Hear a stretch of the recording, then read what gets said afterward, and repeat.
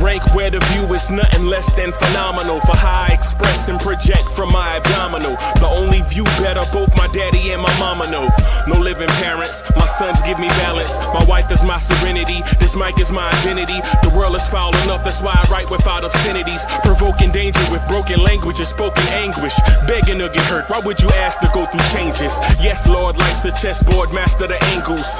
Control the tempo, be the one who holds the info. Acknowledged knowledge is just as deadly as machete swings. When spoken, the truth is as potent as that Medellin. While others swear the style is free, I just let it ring. Our time is undervalued, soldiers make us better kings. My fans on my shoulder, reaching after better things. Today I take the shot, for them I'd rather set the screen. My mama told me follow my dreams. My daddy told me get it by any means. Stand tall, make him bow to a king. But I've evolved, you can see the resolve. Look in my eyes when you speaking to God. Life and for those who we caught up in using what I was scarred with the muse. I guess they call it proving I'm more than an artist. Penciling out my darkest while stenciling out a harvest. And storing what gets me from A to B, just like garages. Instrumental with collages. Envision what I've been drawn. Broadway to give you rhythm like the great Lena on. So bent on, found comfort in the storm. Find peace and on when you see them others perform. Organized chaos, outcasted like hey ya.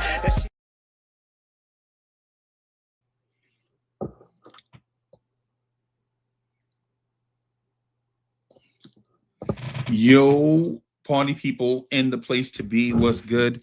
It's the number one Chief Rocket Knicks Universe, your main man, Uncle Freezy. Welcome to the premiere Knicks in the Nighttime joint, the Knicks at Night podcast. Welcome to Lawrence Tears. If you're new here, consider sticking around, hanging out with your main man, Uncle Freezy, so that we can talk that talk the way that you like to have that talk to you. Talk about these Knicks, talk about tonight's game, talk about the future, whatever it is that's on your mind. We'll try to touch on it a little bit. A few things that I'd like to introduce to you just as conversation fodder, if you will, and get your thoughts on it. And we'll try to have a nice, robust, in-depth conversation about these Knicks, about this team that we enjoy. So sit back. We're going to rock for the next 90 to 120 minutes, somewhere in there. And let's get busy. Let's see here. I got my man Jay here in the building. Let me pull him up. So Jay, we can see you, but I mean, you here, but hold on. Let me get to this. There we are. What's up, brother? Luke. Chilling, brother. How are you, brother? Yeah, I'm good, man. I'm good. I like that term, brother. I like that term. Me too, man. Yeah, that term is dope. So yeah, I'm just very much. It means something. Yeah, it means something, and it means something, and it means when two brothers can say it to each other, it definitely means something. Yeah, 100%. Man. Yep. Tonight's game. What was your takeaway? What was your takeaway from tonight's game? Well, my takeaway from tonight's game, got a handful of things, but one thing is that thank God we have a coach that is not afraid to use the youngsters, and he really, really is a pivoter. He I really believe that he doesn't, I'm not saying he doesn't have a game plan, but like there's a difference between freestyling and written rap. And sometimes while you're freestyling, you might have to go back to your written for a minute just so you can stay on course and you don't look foolish. Right. I think that's how he coaches. He coaches with something that he wrote, and then he freestyles throughout the game. So obviously there was a lot of size differences. One of the major things I took away also is, and I think you had mentioned something like this as well. It's nice to see what it looks like to have a 6'9" lengthy, power forward player out there on the court. Right. You know, letting him play a lot of minutes too, and DOR a lot, like giving him, and he's getting more and more confident. Right. My takeaway is that did they actually really need to use Kolick tonight after coming off an injury? Well, apparently they did, and he was ready to roll. He's ready to roll. If you're ready to roll, you go. Right. Right. So got that. It was nice to see Yabusele take a few shots. He did one on the move, you know, a 3 on the move, which tells me that he's not incapable of playing ball. Right. And maybe, just maybe, he'll come out of whatever it is that he is in. If that makes sense. Okay. Yeah. And I got a bunch of other ones, you know, little takeaways I've seen on the court. You know, it never seems like it's a very fair whistle. Right. But I'm not gonna, you know, how many times are we gonna repeat that? I mean, it is what it is. It is what it is what it is. Certain things, no matter how much we point out injustices, certain things are just gonna be, excuse that, y'all. Certain things are just gonna be injustices, right? But in terms of the chat, though, Franks is in the building. I see you, Franks. The son of the legend, Kerry Cox, is in the building. Endgame is in the building. Salute, man. I see who else is in the chat. I thought I saw YZ in the chat. Yeah, Allah Wise is in the chat. Salute. Who else is in here? HRM, Greg Hamilton. Salute to all the members. Yo, I promise y'all, man, I'm gonna start back doing members content. I got some stuff going on behind the scenes I'm not gonna talk to y'all about here. But I have some stuff going on behind the scenes that I'm working on. But as soon as we get that squared away, man, I'm gonna start doing my one-on-ones with the members again, giving y'all like those in-depth interviews and one-on-one talks, man. So we're gonna work on that too. Knicks Nation is in the building. Salute. Okay. See Knicks Nation. I see y'all. One of the things I was, for all our new people, we know y'all are out there. I just looked at the numbers before the show today. One of the reasons why I'm running a little bit behind. So for all the new people out there, don't be afraid to comment, chat, whatever it is. If there's a language barrier, if there's anything, man, we don't care. You know, we don't care. We just want you to participate. And if you're watching this, if you're in replay game, so if you're at work and you're watching this after you get off, or you're on the other side of the globe and this is coming, this is live at a weird time, man, comment. Let us know where you from. Put all that stuff in the chat. We like chopping it up with new people, man. We enjoy expanding the family. It makes everybody here be better as we talk about this team that we love, right? All right. So, yo, Michelle is in the building. Salute. One of the things that I saw today, right? Yep. One of the things that I saw today is that these young guys are super confident, man. The Mo Diawara kid is so aggressive. Yep.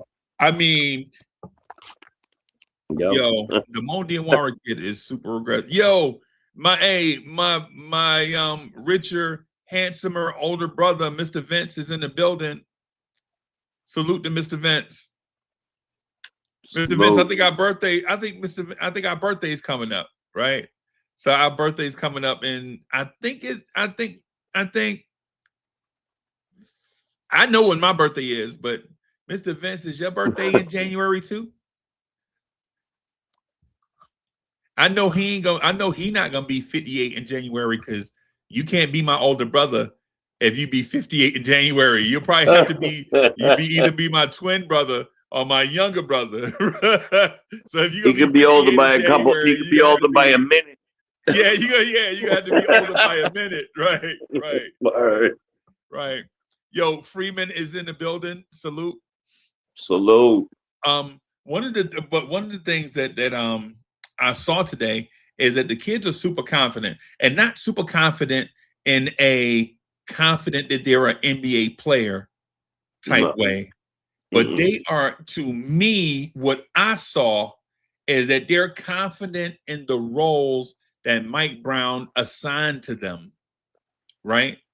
Like they're confident in the roles that Mike Brown assigned to them. Like Kev McCullough is a tertiary ball handler and an on-ball defender. Yep. And if a team has a scoring wing, he is in that defensive wing rotation that rotates onto wing scorers. That's what it looks like he's going to be, a wing defender / ball handler, and then the open threes and all that stuff, athletic basketball player type, all that stuff comes on, right?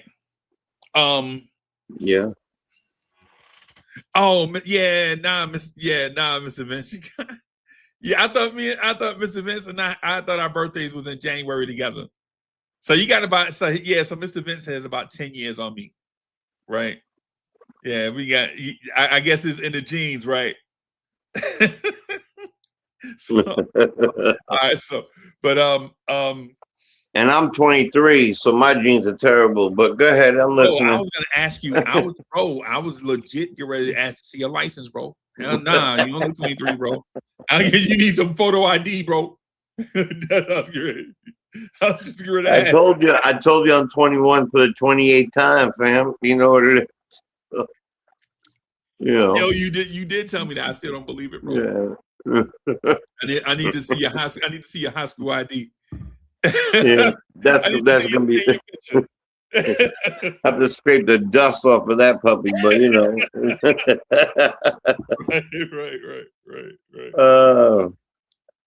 Right. Oh man, I wish I would have logged on with the computer. Anyway, go ahead, I'm listening. Yeah, right. No doubt. So chat. One of the things we saw tonight is that Mo Diawara is super confident in the limited role that Mike Brown assigned to him, right? Secondary ball handler, point of attack defender. He's not awesome yet, right? He's not awesome yet, but he's willing.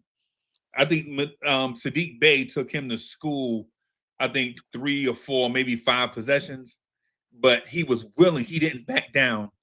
So when Sadiq Bey caught fire with Mo Diawara and them guarding him, even though Sadiq Bey was scoring, it was like Mo Diawara didn't even notice the ball went through the rim. His job was to contest those shots, right? It's like he didn't even, once the shot left Sadiq Bey, he stayed with Sadiq Bey. He didn't even, it's like those shots went in, it didn't even bother him. Like a field goal kicker. If he missed, he didn't even notice he missed. Right. And so what that impressed me, but what impressed me more is that Jalen Brunson has confidence in Mo Diawara. Jalen Brunson, I think it was either Bridges, kicked out to Mo Diawara in the corner for 3, and he nailed it. And he kept nailing threes. And tonight, I think Mo Diawara was maybe 4 for 4 from 3. I think he scored like 18 points in like 18 minutes. I think that was even the first half. You know what? I think definitely was 4 for 4 at one point. I'm a deep dive while we talk about it. But yeah, that was very impressive. And that corner 3, I think it was 2 people. I think it was both the guys you mentioned. I think Bridges hit him a couple times and Brunson hit him a couple times. Right.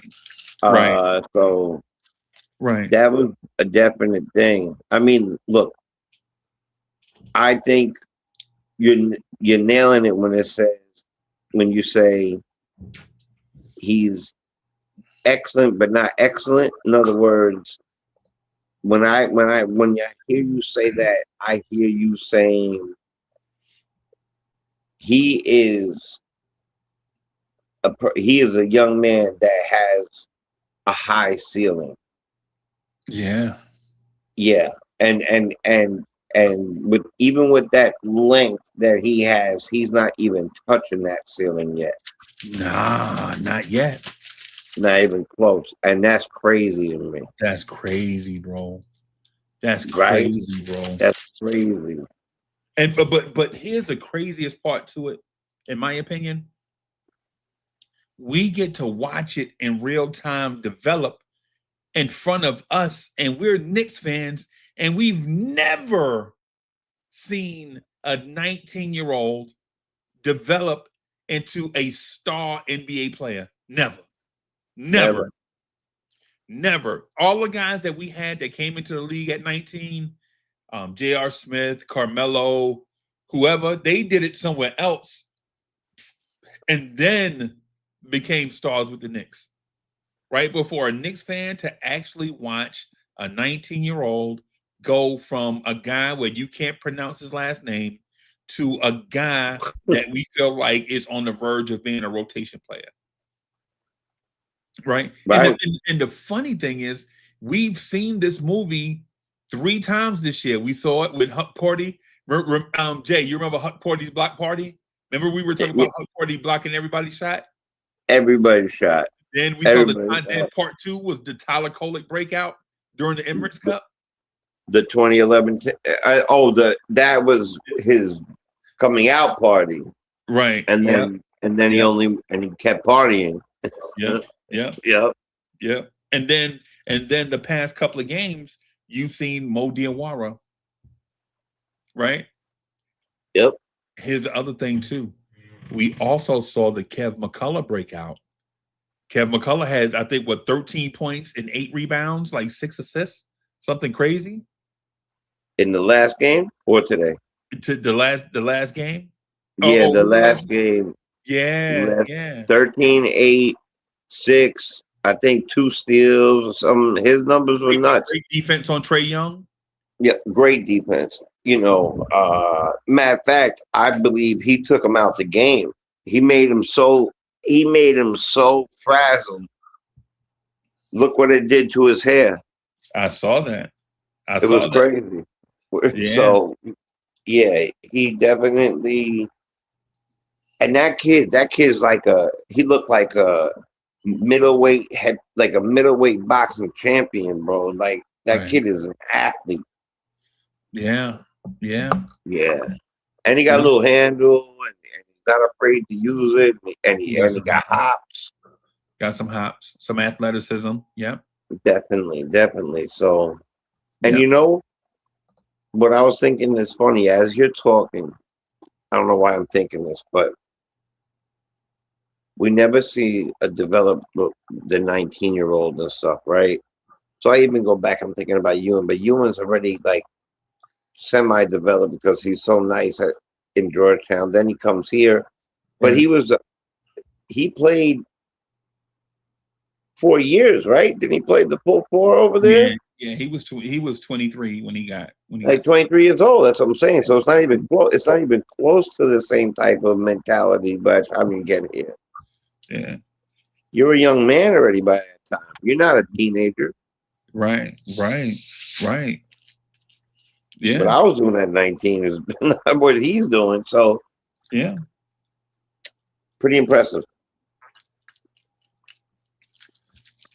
I was very impressed, bro. Yeah, I was very impressed. I think I'm in a boat with you. It was impressive to watch it. Yeah. So and also what I'd like to do though is also point out the fact that. So I want to point out 2 things to the chat. So for one, Jalen Brunson is a man. Right? Jalen Brunson has what you call cojones. Jalen Brunson has. I heard a Hispanic dude say "boobless" one time, and I don't know what that means, but I think it means balls, right? Imagine it don't. Yeah, Jalen Brunson is fearless, right? The three he hit where he got the guy up in the air, and the dude knew he wanted to shoot the three, and he kept just jabbing and faking and good. And the guy went back up. So Jalen was like, I want to shoot. I know I want to shoot. The world here, everybody knows I'm gonna shoot it, so I'm just gonna shoot it. And he switched it. Like nothing, no rim. Like if it touched rim, it don't count. Right. Splashed it right in front of Jalen Brunson has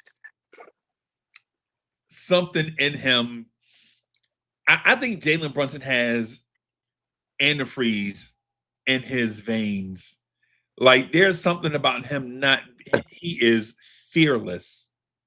Right. He is fearless. On the flip side of that, Jordan Poole is fearless in a comedy way. I was wondering where you were going. Jordan Poole legitimately is a cartoon character. Yeah. Right. Like the Knicks were up by 1. He took a terrible shot. At the end of the game, the Knicks were up by 3, and all he needed was a good 3-point look. And instead of taking the good 3-point look, he jumped in the air behind the 3-point line, tried to throw the foul, threw the ball off somewhere close to the shot clock, looked at the ref as if the ref was supposed to bail him out. Meanwhile, the Knicks are throwing the ball down the floor to seal the game. Right. Just seal it, and it's over. Yeah. Yeah. Yeah. But he had to play before that when they inbounded to him a couple plays prior, and they were up by 1. Yeah. Yeah. And as soon as he inbounded it, he shot 3 with 2 people on him.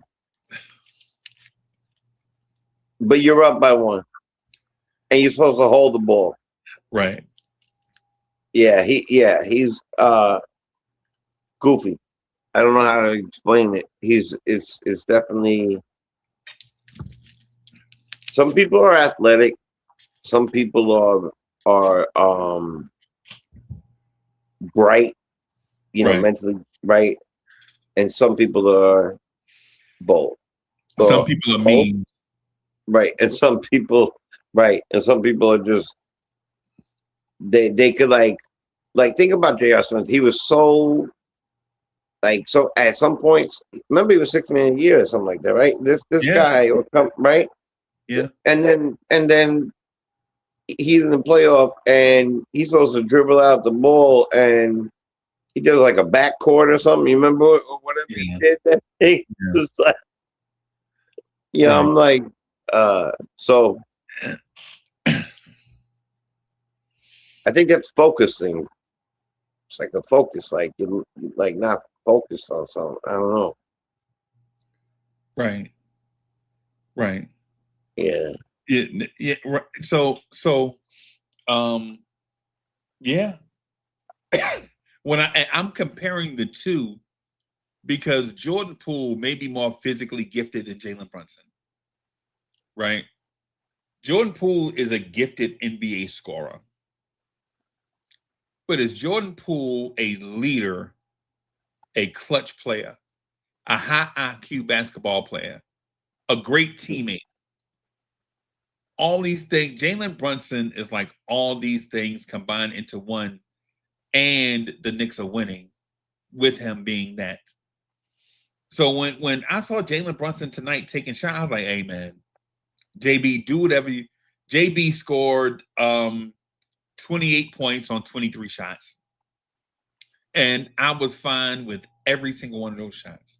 Yeah. Because in my mind, Jalen Brunson was solely focused on winning. Jalen Brunson is a winning player.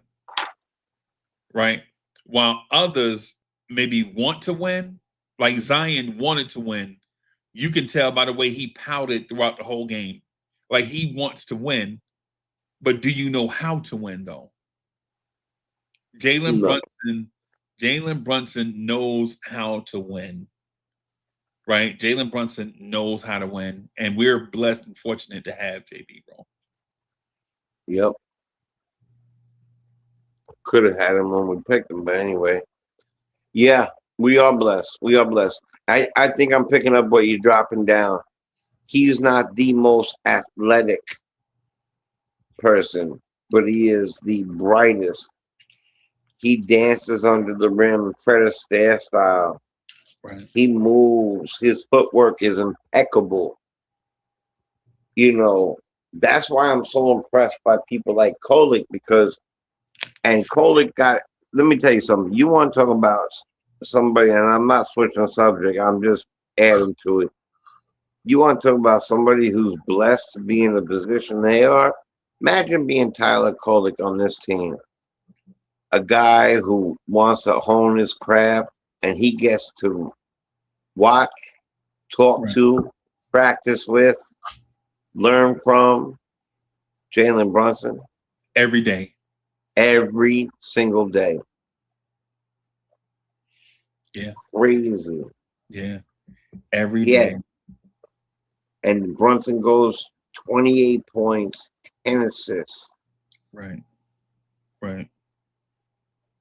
One of the things I think, one of the things that happened today was that when Kev McCullough and Tyler Kolick played, the game seemed to get uneven. The game seemed to get sporadic. Like a lot of loose balls, a lot of deflections, a lot of whistles, people pointing in all type of, a lot of review, referee at the table looking. And when I saw that, I was like, yo, they got to get this game under control. And then in my mind, I'm like, wait a minute. No, it does not. Right. Because those guys actually, them being disruptive, got New Orleans out of their rhythm. Right? And so here's a, and listen, and I know this needs an explanation. First of all, let me tell you something. And this is to the chat, Jay, just to chat. All right. The New Orleans went into halftime having scored 75 points. Crazy. They were on pace to score 150. Right? Somehow, with them scoring 75 at the half, the Knicks held them to 50 in the second half. Wow. And this is without Josh Hart. This is without Mitchell Robinson, right? This is without Landry Shamet. Again, yo, before I finish my point, I want to say this. Shout out to my man, to my guy, King Ribby, be holding it down and the modulation space, right? Somebody asked me about ribs. Somebody asked me about ribs like 2 weeks ago. And I was like, yo, when ribs be around, bro, I be feeling like super safe, bro. Like when King Ribby be around, I smoke a cigarette. Like, cause I know you told me that it was me. No, I told you that the other day. I'm saying I told somebody else that. Oh, okay. Yeah, I told you that the other day, but it had dawned on me, like that thought came to me, like when I was having the conversation, like a couple of weeks ago. Like when ribs be around, I'd be like super safe. Like I take my shirt off, put my feet up when ribs come around. It's like the comparison I told. I can't remember if it was. I think it was maybe Todd Barbie or somebody. I can't remember. Maybe it was TB. But I was like, when ribs be around, it'd be like 50 Cent and Tony Yayo. Like is what it feel like. Like ribs legit is like the most loyal dude. Don't never ask for nothing from nobody. Never, always be straight up and down with you, and he will check you too. Like Ribs, he don't. Ribs ain't the dude that's like he the part of the dude in the Lawrence his family. Like he ain't just gonna let you roll, like run him over. He like straight up. He gonna tell you how it is, but in love though. Like he ain't trying to throw you away, right? Right. So yeah. So salute them. So salute to my guy Ribs. Be holding it down. He got the Facebook page up and running for the Lawrence Tears family, man. Doing this thing, man. There's a bunch of people behind the scenes helping the Lawrence Tears family do their thing, man. I appreciate and love every single person that worked behind the scenes to help you, the chat, get a dope product, right? Like it's an army of us behind the scenes, and they'll tell you because they get kites from me like every other day or every day or something like that with the schedule, the workload, all that stuff, right? But salute to indeed Free Keith, GI, Coach, Tory B, Ribs, Allah Wise, DJ Cash, Cowboy Bob. Man, it's everybody. It's like an army, man. It's like an army. Like every time I hit the thing for the email, it's like so many names show up. I'm like, yo, you know what I'm saying? This is something special right here, man, with everybody. Their main concern is that the chat gets a great show. That's their main concern is, yo, is this going to be dope for the chat, right? All the conversations is the chat going to like and appreciate this content? So if you're a member of the chat, just want to let you know that it's a lot of people, man, working behind the scenes to make sure that y'all get dope content. So just wanted to throw that out there. And you already know, like, me and Jay the Chosen One gonna give you the very best that we can do. You know what I'm saying? And others. So, but 100%. Yeah, so just want to throw that out there because sometimes I forget certain things because we have to do there are so many mile markers and certain points that we have to hit during every live stream that sometimes I forget about stuff. Sometimes I forget to tell the chat stuff like thank you. Right. Sometimes I forget to touch on certain points and all that stuff. And, just charge it to my mind and not my heart.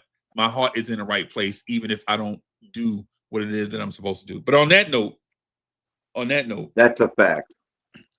On that, just want to say to everybody, to the point that I started and stopped, Mike Brown assigned these kids roles, and you can tell that these kids have clear, understandable, palatable roles that they have been given in order to help support the team. One of the roles is the young guys, as soon as they get on the floor, they have to play great defense.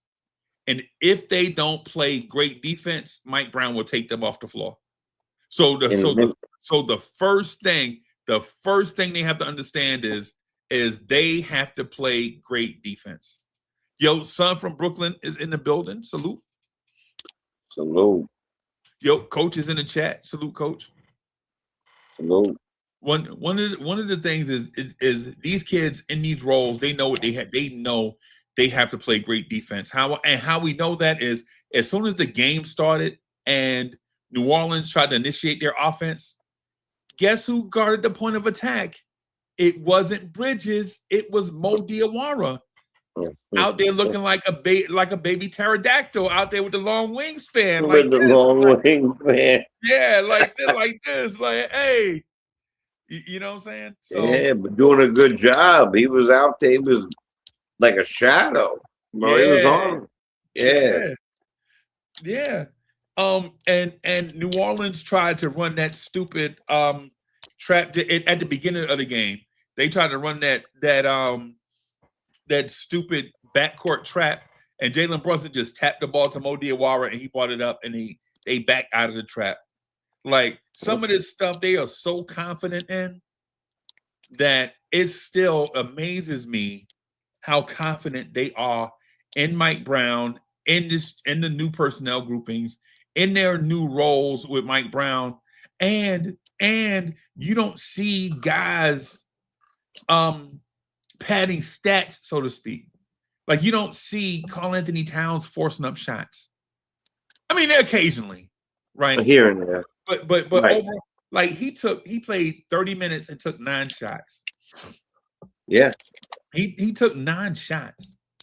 Right? Cat finished the game 12 and 12 with 4 assists. The dude legitimately finished the game with a +6. Right? So, but anyways, I can go on a thing, but let me put this up here. Here's one thing I wanted to talk to you about. This is what I want to talk to you about. I don't want to jump the gun. I wanted to say something about Cat. I don't know if that's what you're putting up. Nah, we could talk about Cat, bro. Ain't no big deal. No, just for a second. How many other number 2s? Because he's bona fide the second choice on the team, right? We agree with that. Yeah. Or any given day, Brunson's the captain. But he was traded to bring it to be. I mean, I guess that's debatable, but he's definitely brought it in here to be the second guy and the second star, and the fact that he took 9 shots, and I've also noticed that he's arguing less. Have you noticed that? Like lately, he's realizing that he's going to get fouled. He's not going to get the call.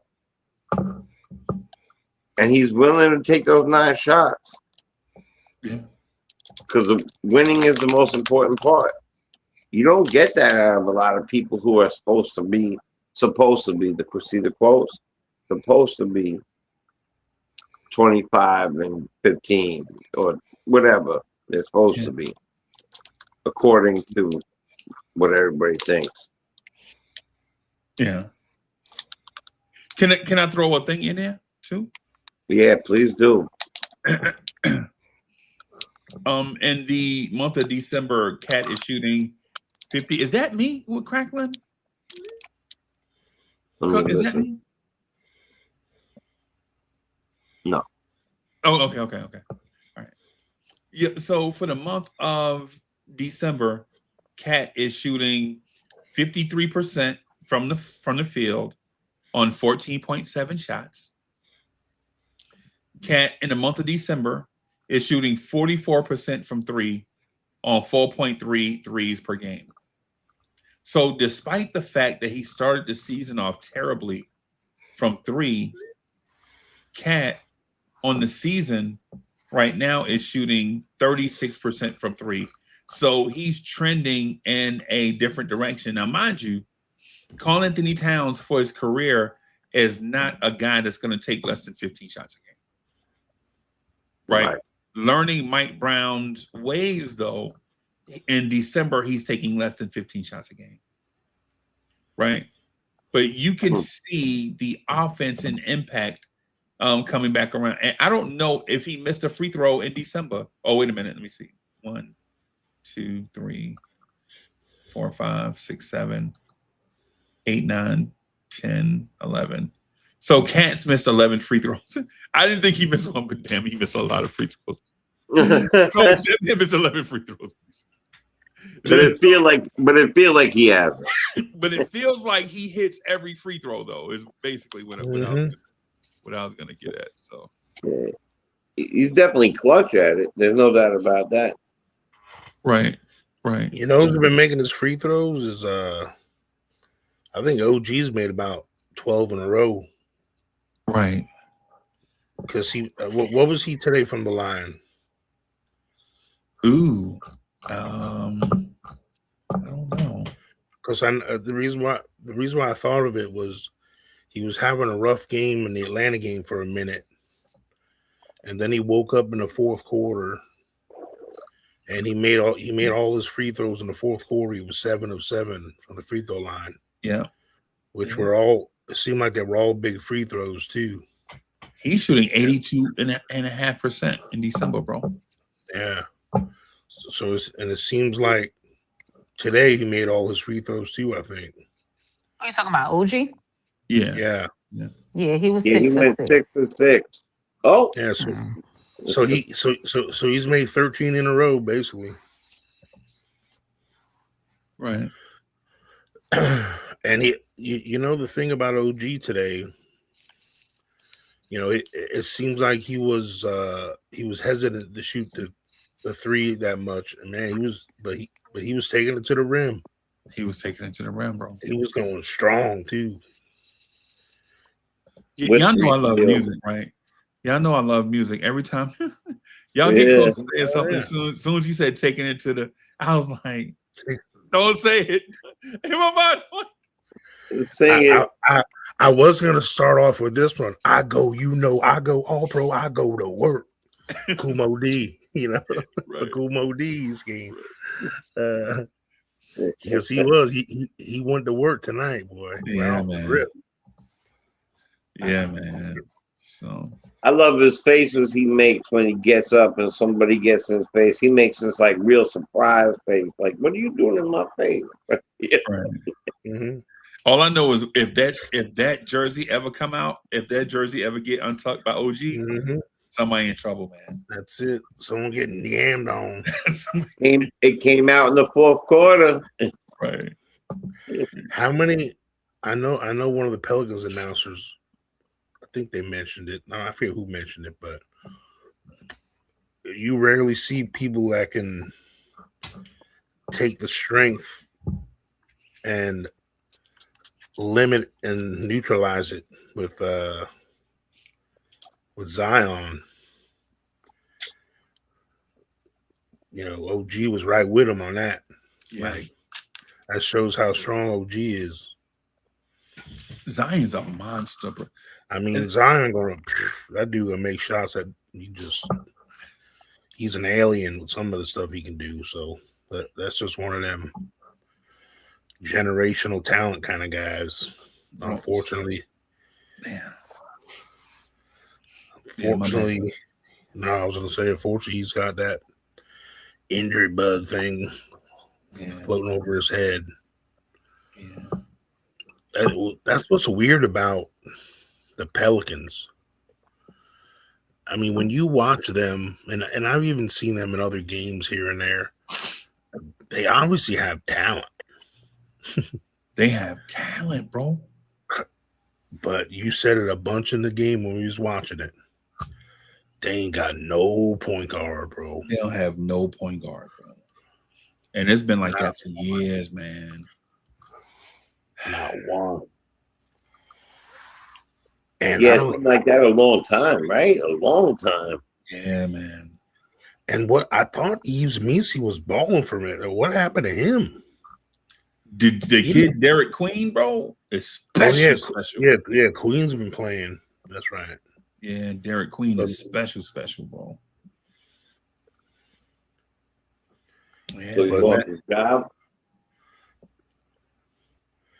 Like Derek Queen's kind of like Derek Queen reminds me of Zach Randolph. Yeah, and his build, right? Yeah. Except for the fact that he dunks. Yeah. Yeah. I mean, exactly. It was the good. Best rebounders, but he never dunked it. He was never dunked it. Yeah. I mean, it was cool to see the Knicks win a game using a preseason rotation. It was nice. Yeah.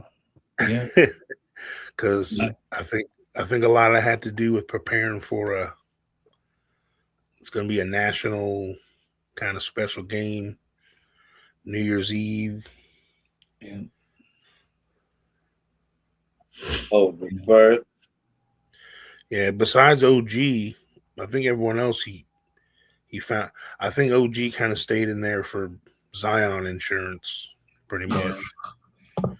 But everybody else you got a chance to kind of limit their usage, you know. They just had a coach. They ran a play. One of the things is if you see it once, you might not recognize it's a play. But if you see the same thing happen 3, 4, 5, 6, 7, 8, 9 times, you're like, hey, that's a designed play. Like right. when they ran Zion, when they set the screen at the elbow, right? Like when their center, basically what they did was they start their center in the corner, right? They bring their center to the box, right?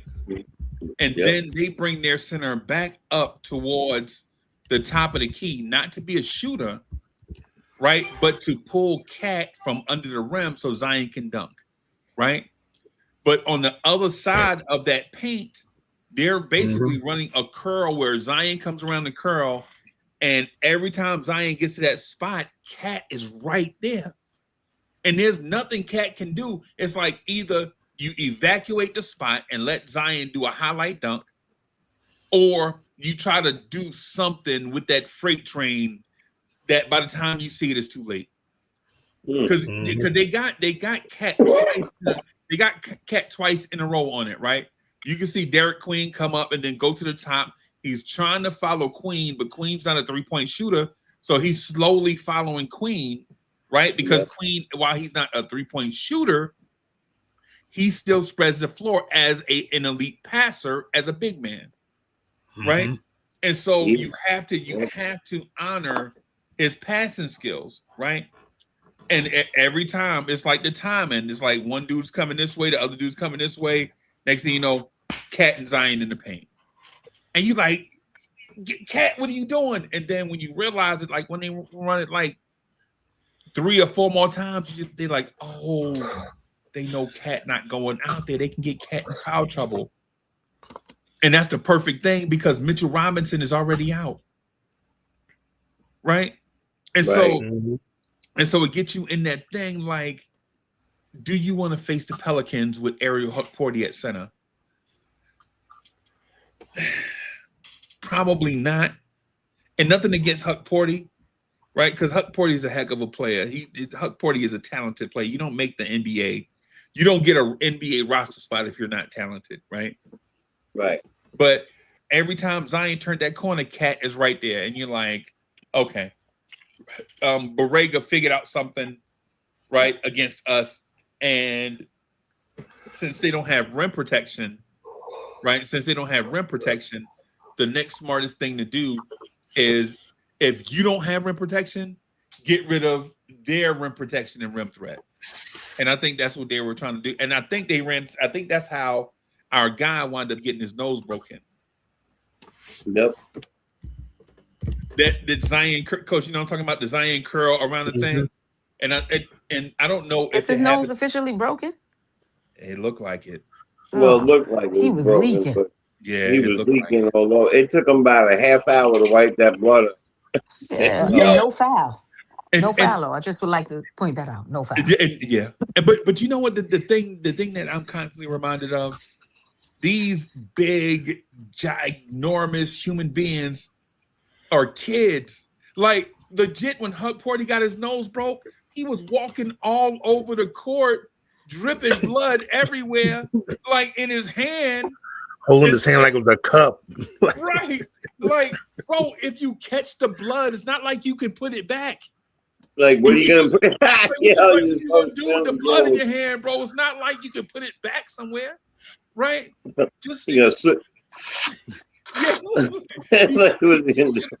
He should have just stepped off the floor and held a shirt or something on his nose. A towel. They got 100 towels over there. You're supposed to put an ice pack on the bridge of your nose immediately. You know, would have stopped it pretty quick. Yeah, he wasn't it, bro. He a kid. Yo, you ever seen a kid with a bloody nose, bro? When's the first kids with a bloody nose? The first thing they do is something not right. Right, put the hand under it, do something. Yeah. Instead of pinching it, put the ice, put your head back. Nope. Yeah. Like this. That man, That man Like held this. up the game for like 27 minutes. Blood Yeah, he dropping was Word. probably a all over little the in floor. shock though. He was hurt. You know, yeah, he a kid, but he probably was hurt. Somebody break your nose, you probably be walking But around like that too. I'm not. Oh, well, with me, I probably had Well, every maybe not bone of my you, face but broken already. me, I would probably Like be if I doing get that my too. face broken, I'd be like, I'll just Yeah, go smoke a not you, cigarette. sir, not you. Yeah, Me, me. like I would definitely the just be the bleeding only all over thing. the place. So I had my jaw like broke up here before, and the dude was like, I was like, yo, you gonna wire it shut?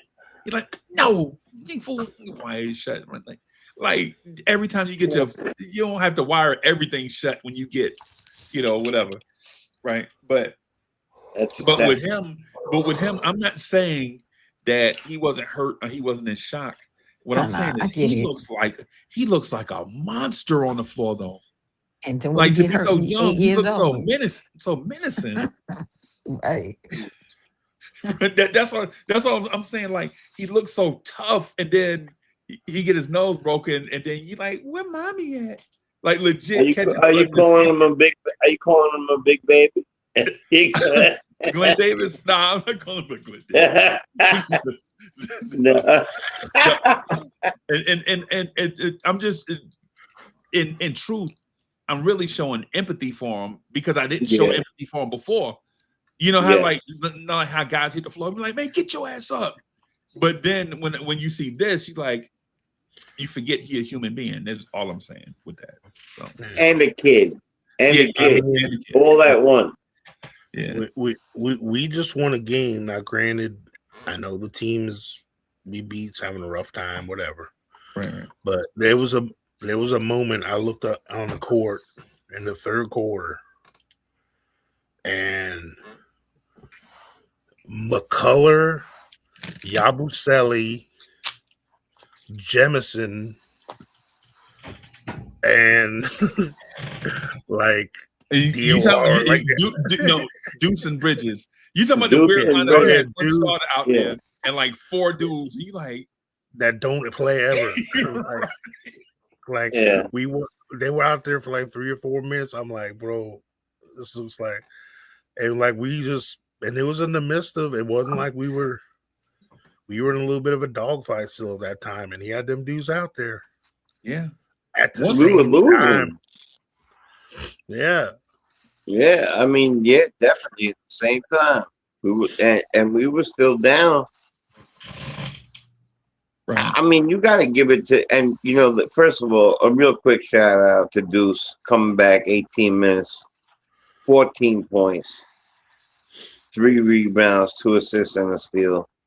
50% from the floor. My man is back like he never left. I was waiting for you to chime in as soon as I said Deuce. I knew that was happening. Yeah, but he had he played well, and I'm happy for Yabusele. Yeah. And Cole didn't even have to play, but I'll get to Yabusele in a second. Cole didn't even have to play. He was questionable. He's banged up. He's banged up.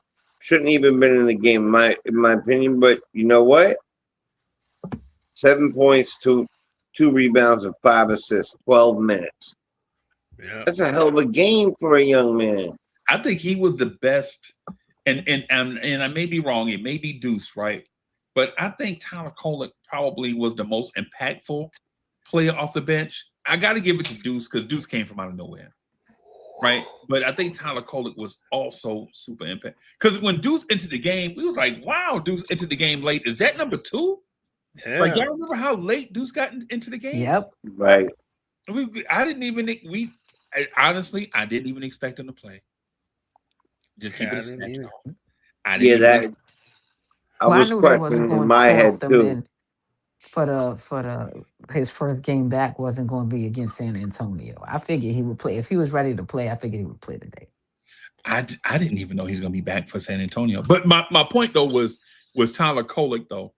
When Tyler Kolek and Kev McCullough got onto the floor, it's just like bizarre stuff started happening. Like, Coach, when I mean by bizarre, I don't mean the Knicks went down 30 points. I mean, it was like passing lanes disappeared. And I'm not saying Tyler Kolek, I'm not saying he's Gary Payton, right? But what I'm saying is like things just started weird. So they started bobbling balls on the perimeter. You know what I'm saying? Like they couldn't get into their sets. All of a sudden, Trey Murphy had to play point guard. Y'all remember Trey Murphy? He had to heave up 2 3-pointers in the third quarter. Y'all remember that? Where Trey Murphy is up top trying to get everybody into a set, and because the other guards couldn't get loose, the young guy Hawkins off the bench couldn't get them into anything, and it's like it's more than a coincidence that Tyler Kolek and Kev McCullough were on the floor. That makes a lot of sense. I just think that they just bring energy, bro. They bring a lot of energy for sure. Right. Like the things that Kolek, lacks in physical, the intangibles physically. He positions himself the right way. Like he moves his feet. He gets in front of the offensive player, and he contests everything. Right. Even if the guy's 4 or 5 inches taller than him. There was plenty of times I saw Trey Murphy try to shoot a layup over him, but Kolek was right there contesting. With his hands up. Yeah, and he missed. Yeah. But I knew he was special when he answered that question when he made the block in that last game. Yeah. I just knew he was special when he made the block and he said, if he would have just went up for some regular shit, I wouldn't have got the block. But since he wanted to do the cuff windmill, I'm like, this kid is it. This kid is it, man. You're talking about the Cleveland Donovan Mitchell Christmas Day game. Mm-hmm. Yeah. And he said just like that. Yeah. If he would have went on regular, I would never have been able to get that. But since he wanted to do some windmill shit, I was able to. I was like, oh wow. And I don't know if this is something that like Mike Brown has implemented, or just because of his scheme or game plan or whatever. But it seems like Kolek and Brunson both like get more rebounds than they used to. Like like Kolek always has a nose for the ball, because like the thing is, when you got guys like Brunson and Kolek, they're both smart basketball players, and they're very aware. They're very aware of the court. They're aware of where the ball's going to go. Right. And I think sometimes those positions are coached to be in a certain position away from chances to get rebounds. But I think it's an addition by subtraction of, I don't think they're given this hard, you got to be right here. They're given the freedom to like, hey, if you see a rebound coming off, go get it. Go get it, right? And I've seen like an uptick, because there's been a lot of times where Kolek's gotten a rebound, and Brunson's got more rebounds this year than he used to. I could tell. OG's getting more rebounds. I mean, I don't know how it's translating in the game-to-game stats this year, but I've definitely seen an uptick in rebounds from the other guys. Like, instead of just, Cat and Mitch still get most of them, Right. But it seems like the other guys are getting them too. Right. Yeah. They're really small guys. That's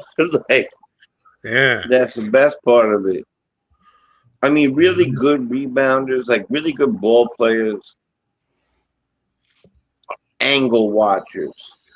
You know what I mean? They like the game slows down for. I'm telling you, I really could feel it. We know that with Brunson. Okay. But now that we see Kolek for a good extended amount of time, you could tell that the game slows down for him in a different way. Right. So when he gets those rebounds, he gets those like that particular game with the 20, 11, and 8, like some of his passes is why I really enjoy this kid's play. The pass that he threw to get to Bridges, that went through people. It looked like a video game. Like it just missed by a hair 3 people. Right. Just like it, and he knew it would work. He knew that. Not me, but he did. Right. And the more he does it, I do. Right? You know what I mean? Now I know. Right. But he knew it. He knew it. And you said something earlier. You're not quite sure whether it was Kolik's present or Deuce's present or something like that.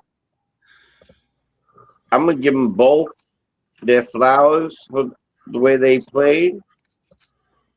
But Deuce hit 4 for 4 from the line in tough times. And they were all big free throw, a big moment, big time. Yeah, big. Yep, big time. Right. And again, he played 18 minutes and had 14, and those 4 whatever. And Coley played 12 minutes when he was questionable to play at all, and had 7, 3, and 5 or something like that. So And I just close the love. game. Yeah. I love that they love each other, man. They play for each other. I mean, it's obvious. It's so great. Bro, we had 35 assists tonight. Yeah, we that's did. big. Anything over 30. But you know what was what the biggest takeaway of this game was for me is how balanced the minutes were. Yep. Going down. We talked about this ad nauseum, right? For what, 3 straight streams, it seems like. What are we gonna do when this one comes back? What are we gonna do when that one comes back? And he managed to find double-digit minutes for all of these guys coming off the bench. And our starters still played 30 minutes plus each. Yep, 3 of them, Told you. 35 plus. Yep. I told you, Mike Brown can figure it out. Right. OG played the most at 37 minutes, but Cat only played a little less than 30 minutes. Mikal played 34 minutes. Jalen played 35 minutes. Then you go to your bench. Porty played almost 12 minutes. Yabusele played almost 16 minutes. Clarkson played almost 14 minutes. Kolick played 12. McBride played a little over 18. McCullough played 9 minutes. You even had Jemison out there for 4 minutes. This man used his entire roster, with the exception of Dadier. I don't know what he did. Maybe he got a cold. Think he got a cold. That's what it is. But he played that entire roster.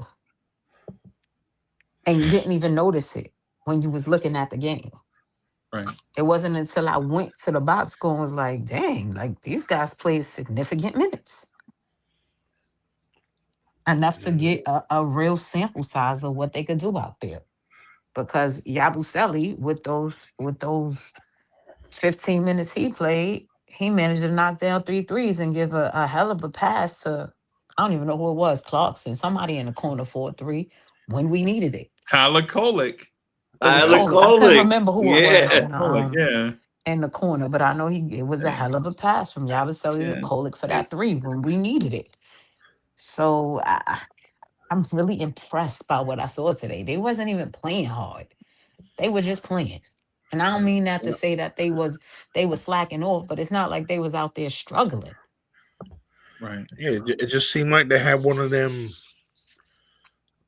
It's like, oh, let me tinkle with this. All right, we fixed it. Let's go. It was like one of them just Wednesdays. Right. It wasn't Wednesdays at work. like, you just it gotta never get looked some like a things struggle. done. You just got to get through the work day today. Just get this work in. I was so impressed with the kids. Those are the kids. Got to meet my impressed quota. with them today. Yeah. But they played well. What's great about this is when was the last, like, the amount of, or the lack of stress that our starters have, not just physically with the minutes, but like in that, it just seems like in these moments when it's time to seal the deal, Right. and it seems like they put the starters in, and then the fifth guy seems to always be the guy that had the hot hand of the day. In this game, it was Deuce. It was the 4 core starters and Deuce to close the game. And the Pelicans tried to double team, Brunson. They were almost successful once or twice, but then Brunson felt the pressure. He saw it and he attacked it instead of waiting for that second man to come over. And we got a couple easy buckets. And we just, like in the past, he would have been working his ass off the whole game. Yep. And by then he might not have had the legs to like do those things. By June, he Right. tired. Yeah. By June, he won all the way out. And none Right. of them looked gas at the end of the game. They all looked fresh. Nobody was making mental mistakes because they was tired. Like, One I of was the impressed. things though. I was Oh, I'm impressed. sorry, I'm sorry, Tuck. Go ahead. No, it's all good. No, go ahead. I'm sorry. No, I finished. I was just saying I was impressed. It wasn't. I'm good. Well, you know what? I'll brag about the Bronx. You ain't got to. Shit. You know what I'm saying? I'll brag about the Bronx. You know what I'm saying? You ain't got to. You know what I'm saying? Listen. Hey, listen. Salute to the greatest borough God ever created, the Bronx, New York. Salute to all my family in the Bronx. That's where my mama was born. Uptown. Let's go. Let's get it. Salute to the Bronx. Right? That's where I was born. Yeah. Yo, Yeah, and salute to the Bronx adjacent. Who's adjacent to the Bronx? Mount Vernon. Salute to Mount Vernon. Salute to Mount Vernon. Let's go. We shouting everybody out. Yeah, shout out everybody. Let's go. Why not Yonkers? How about some Yonkers? Right? There we How go. about Yonkers? Yonkers. Why yo? Even though you got to drive mad slow over there, man, unless you want to go to shit. Yeah, How no about doubt. You don't want the people to come. No, you The people to come now. no, we don't want no company, right? Like, No. You don't want Not if you cross over those tracks, you don't want to be bothered. No way. nah, we don't want no company. No, not at all. Right. They want it. One of the things though I want to say that Coach said I think is something brilliant. This is one of the things, man, behind the scenes, y'all.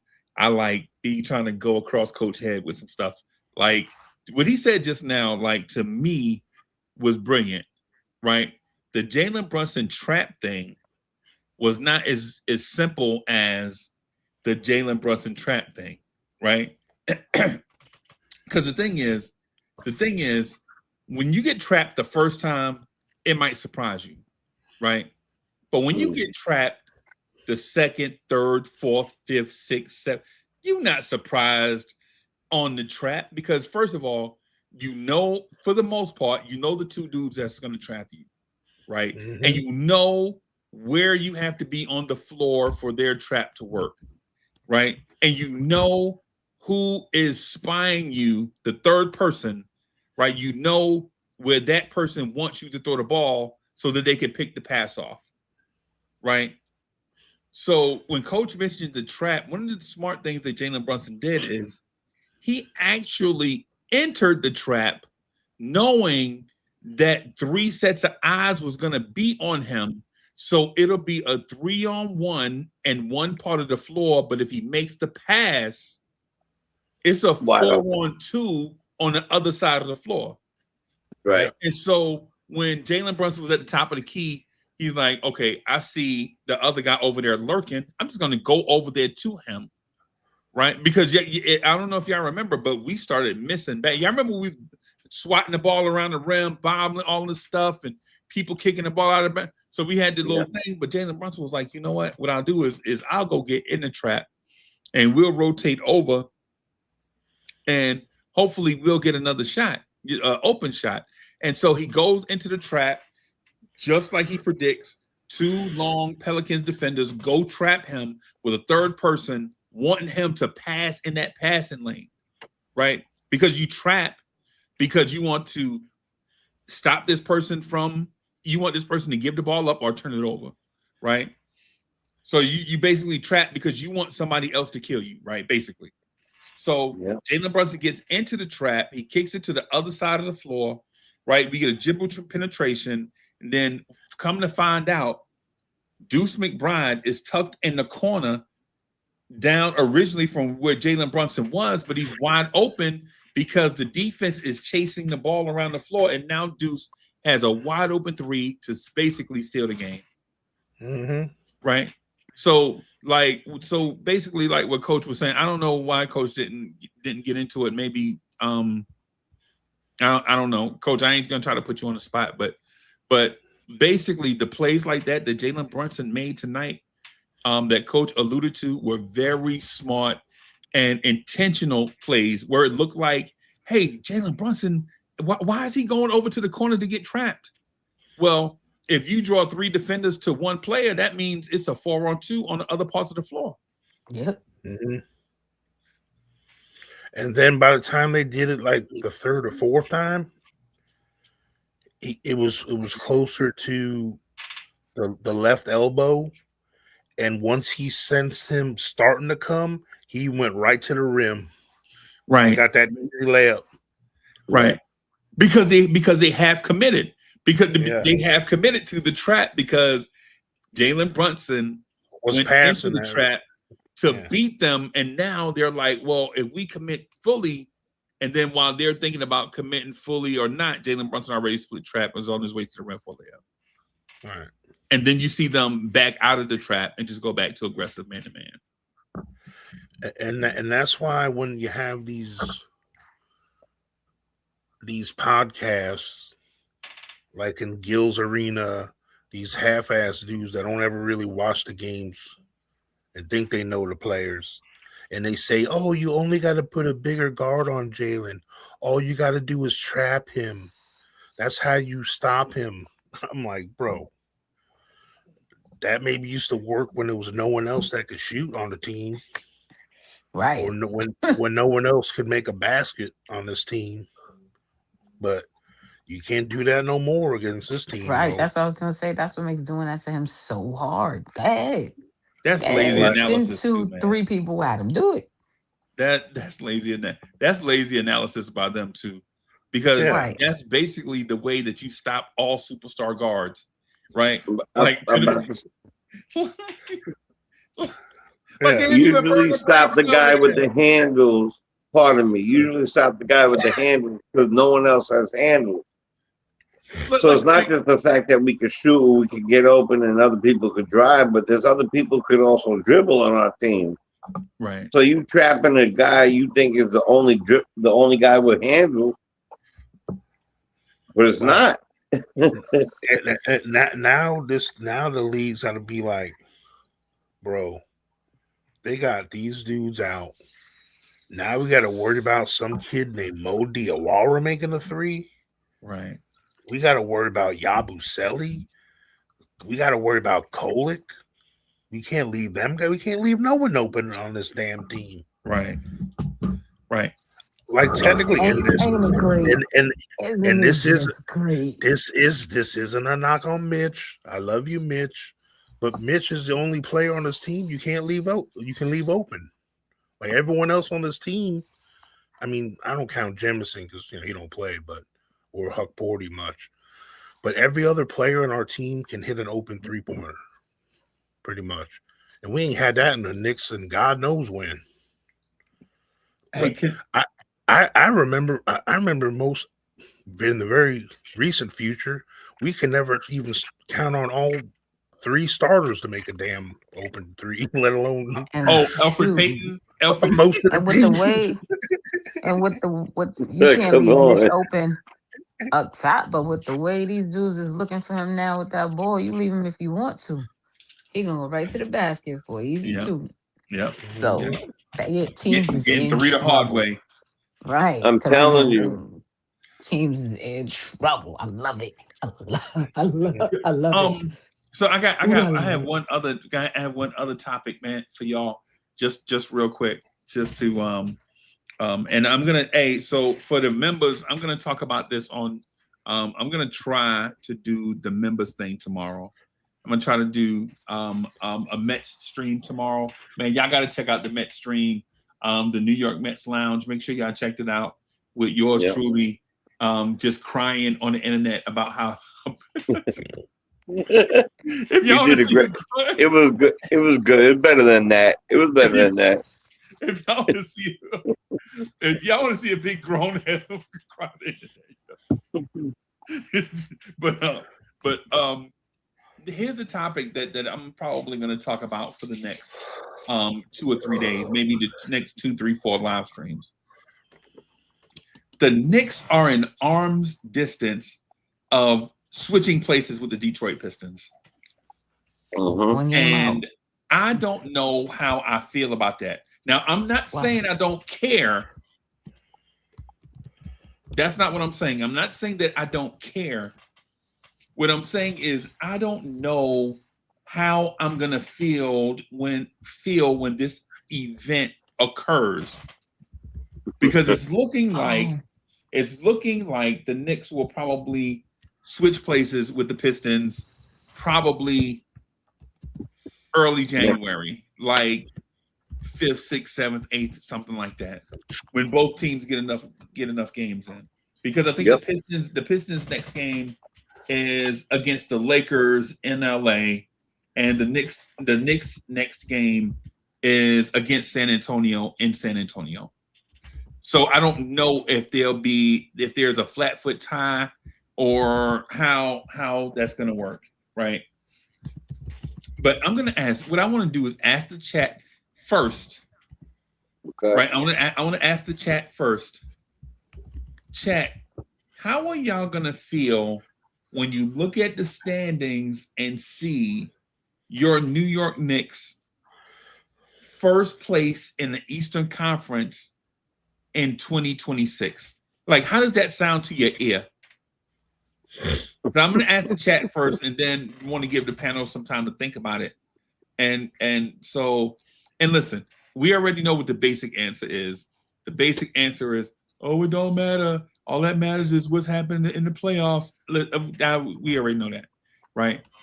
I'm asking like the chat and you guys, how you guys are going to feel when you look on ESPN.com or NBA.com or wherever you view your NBA stuff, and tell us how you feel. Yeah. Right. So East Blue Drew says first seed belongs to us. And Endgame says perfect to me. And East Blue Drew again says, I'm gonna feel like it's been owed to us. All right, so I'm gonna ask the panel. I'm gonna ask Tori B first. So Tori B, how are you gonna feel when you see the Knicks at the top of the standings sometime in 2026? I'm going to feel great about it because I see the progress. Now everybody can see the progress because until you're the number one seed, I don't care if you're 2, 3, 4, 5, you're not the number one seed and nobody's talking like they should. So for all the disrespect that's been floating around about this team, it's going to make me feel really good to see them at the top of the standings. But all of that aside, it's going to make me feel even better because I know that we're still a work in progress. And for us to still be a work in progress and to be the number one seed lets me know that the rest of the league, not just the East, is on notice. You cocky. You know what? Hey, man. This is it. I'm going to be like, been a long time coming because the last time we were the number one seed, y'all, was a little team back in 1992-93, led by our boy Pat. And then the last time we did it before that was 1971. Wow. So pretty much all the 70s, all the 80s, we never did it. We did it once in the 90s and never did it again since. Right. Right. So this team, you're talking about a Knicks team that's something that they've only done twice so far in the last 50 years, bro. Right.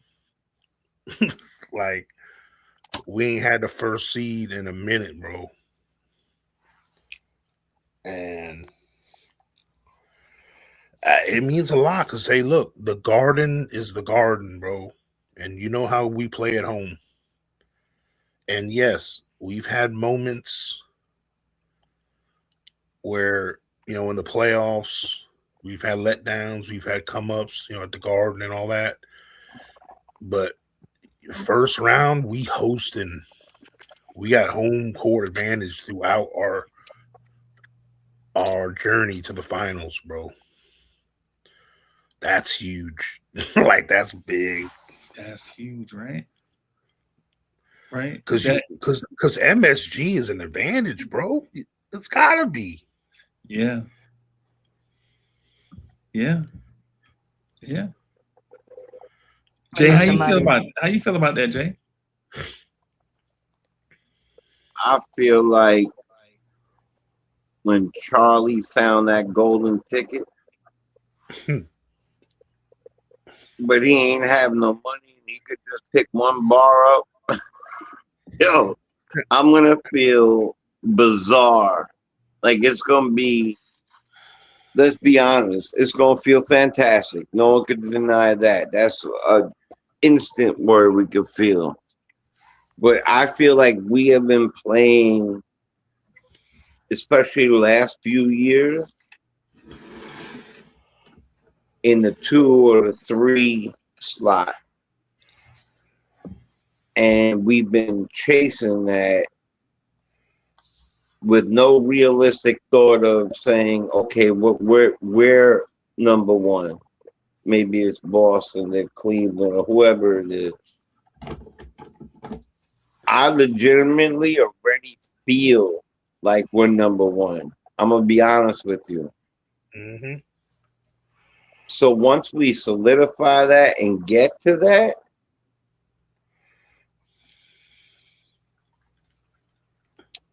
I think it'd be a multitude of feelings. I'm going to feel fantastic. Then I'm going to feel like we got to guard the castle. I think because I don't know about you, but I don't give any stock in what any of these fools say. Shaq or Charles or Gilbert Arenas, or it doesn't matter to me. What matters to me is how they're playing, or our squad here talking amongst each other. But I do think that it causes something else. We get that first seed, which I think we're gonna get around the time you said, or earlier, around that time.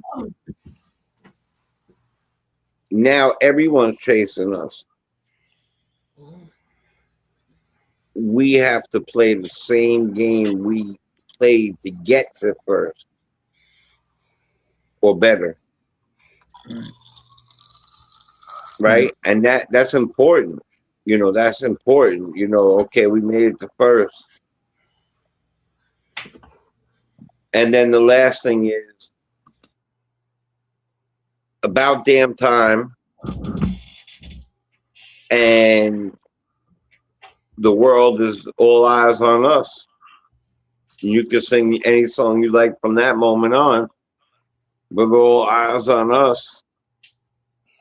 And it's undeniable at that point. Undeniable.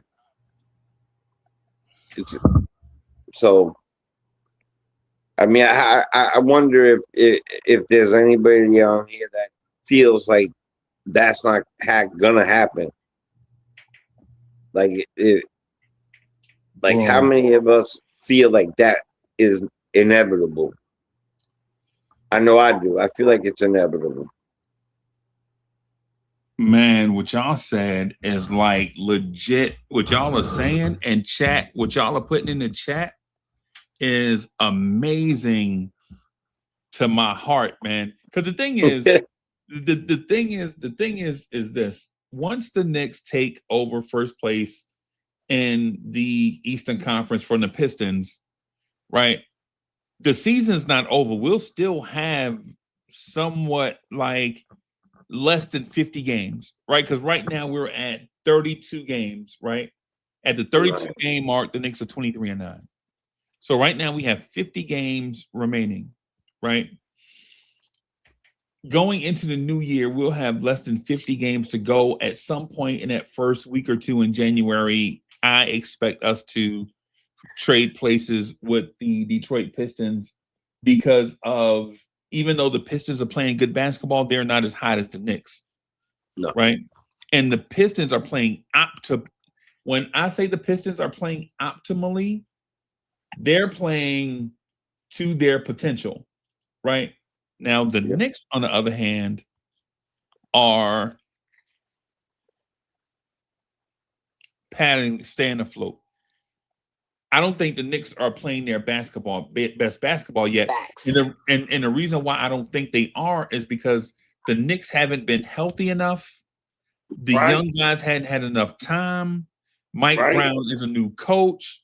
So you don't, with all these things, you expect the Knicks to be playing their basketball because they're in a different situation. You expect them to be playing their best basketball in March, April, May, June, right? Because they new coach, new personnel, new system, all these things, injuries, all these things. You expect the Knicks to kind of get better as the season goes along, right? So once the Knicks take first place, I don't think they'll ever give it back. But at the same time, I don't think it'll be easy, right? Right. At no point, chat, listen to me, hear me out. I'm not saying the Knicks getting the number 1 seed is going to be easy and stay easy. I'm actually saying the opposite. It's going to be really, really, really hard. Yeah. Right? It's going to be really, really, really hard. But at the same time, you put the hard work in early so that workload will be easier later on because of confidence and repetition practice, basically, right? Yeah. In a nutshell. But I'm not going to lie to you. When sometime in January, early January, when I look at the standings and see that the Knicks are the best team in the Eastern Conference and is proving it, I'm just going to feel a certain way, right? I'm just going to feel a certain way. Like I'm going to have that sense of pride, but at the same time, that sense of I'm going to have the sense of pride, but I'm also going to have that sense of caution that, like this thing, like, hey, this is a good feeling, but we got to keep everyone healthy. Guys got to continue to be in that role. And this is a veteran team that wants to win the championship. So, they're not going to take their foot off the gas. Right. They're not going to take their foot off the gas because of how they lost, how that feeling in the playoffs the last 3 years, right? They're not going to take their foot off the gas. But at the same time, though, it's one of those where this prideful group of veterans understand that they have a special built-in weapon that no other NBA franchise has, and that's Madison Square Garden during the playoffs. Like there is Oh. no place more lit than New York City during the NBA playoffs, right? Not Golden State during their prime, not San Antonio during their prime, not Toronto that one year they did it. There is no place more lit than New York City, and there's no place in New York City that's more lit than Madison Square Garden during playoff time. Right. So when I see the Knicks get that, when I see the calendar turn over and see the Knicks in that spot, my main thing of concern, my main point of concern is how do we stay in this place here so that we can activate Madison Square Garden in the springtime? That's the main thing. That's my main thing. Like, I'll be excited to see it, but I'll be concerned. Like, how do we stay here and activate Madison Square Garden and during the spring? Like when you hear when the playoffs start and you hear that music, dun, dun, dun, dun, dun, dun, dun, dun, dun, dun, dun, dun. When you hear that, and it's game one at Madison Square Garden against whatever 8 seed it is, let's say the Atlanta Hawks, right? Right.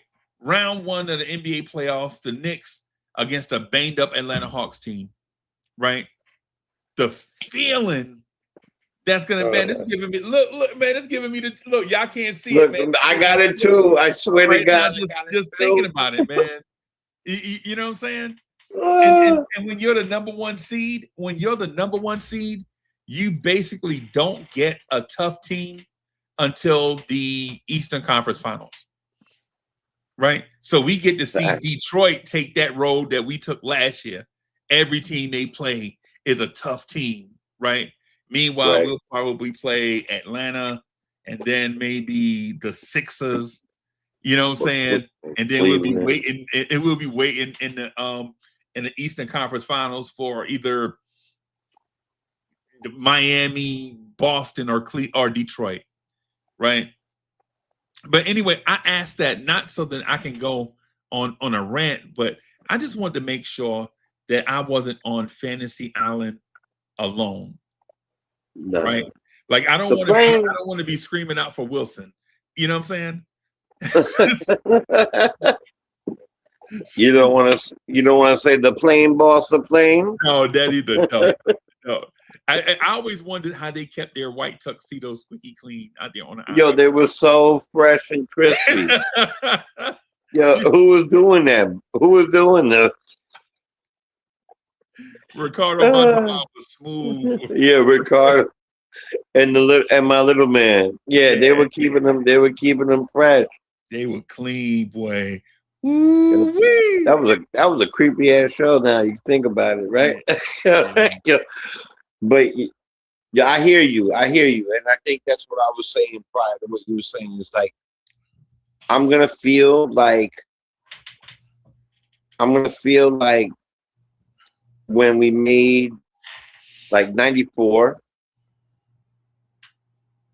and 99, except we are not going up against. There's no Michaels, there's no, SGA is dope, but like, I am excited. Let's just stick with the East alone, just the East alone, because you're talking about being first place. Right. You're right. We will be sitting back in a hammock, no flip flops, and waiting on the team to play. Right. Yeah. And I think that the optimum objective is to not only not give that back, but to put distance between us. Right. Right. Once we do that. And not take our foot off the gas. By doing no that. Circumstance. Not take our foot off. Yeah. With that, I definitely have to have this talk on the members only. Probably do that sometime within the next few days, everybody. So shout out to all the members And if you have been a member and for some reason, maybe, something happened and you're not a member anymore, the membership sign up is in the same place. You want to support the channel and help the channel get out there and grow. And for those that are new to this, the member sign up is on the homepage. You can go to the Lawrence Tears homepage. You'll see like our names and all that stuff. You'll see the videos and stuff out there. You can sign up there. But on that, I'm going to say thank you for Coach and Tori B and for Jay, the chosen one. I'm going to say thank you to everybody that hung out with us here during the post game, just to chop it up, the Knicks at Night podcast. We are going to see y'all later, everybody. Peace.